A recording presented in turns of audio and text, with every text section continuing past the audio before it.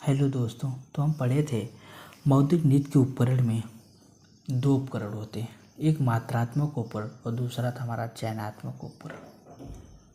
मात्रात्मक उपकरण के अंतर्गत मुद्रा की मात्रा को नियंत्रित किया जाता था, जबकि चयनात्मक उपकरण के अंतर्गत मुद्रा की मात्रा प्लस उसके साथ साथ मुद्रा का उपयोग भी नियंत्रण किया जाता। उसे किस क्षेत्र में उपयोग करना है इसका भी चयन किया जाता है। इसका भी क्या किया जाता है?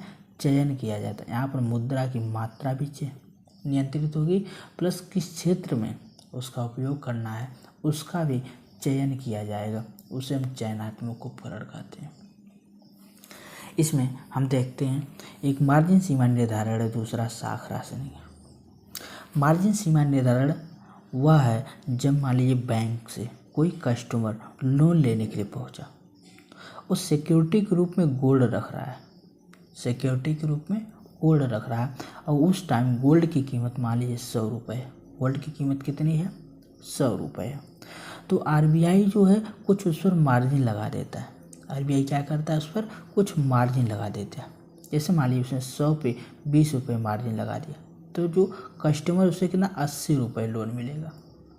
यदि मान लीजिए उसने मात्र 2% मार्जिन लगाता है तो उसे कस्टमर को 98 रुपये मिलेंगे। यानी मार्जिन में परिवर्तन यदि कर दिया जाए तो ऋण के आकार में परिवर्तन हो जाएगा।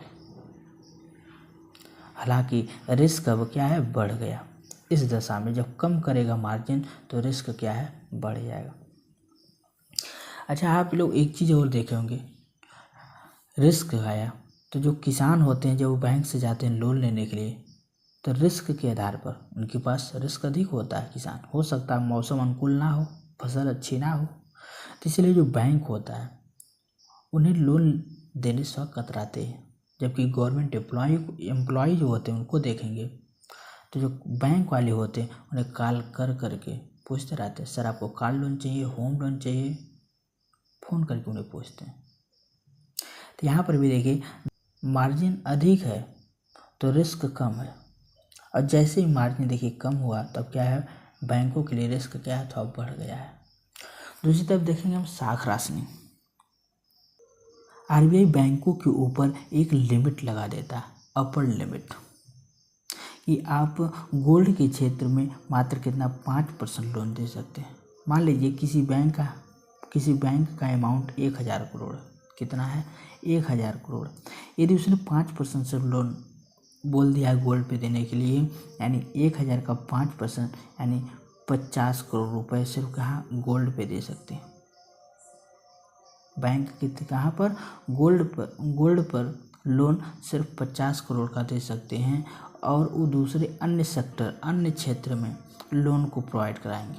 जैसे आरबीआई चाहता है कि एग्रीकल्चर सेक्टर का उत्पादन बढ़े, यानी फसल का उत्पादन बढ़े, इसलिए उसने क्या किया है कि गोल्ड पे एक अपर लिमिट लगा दिया है।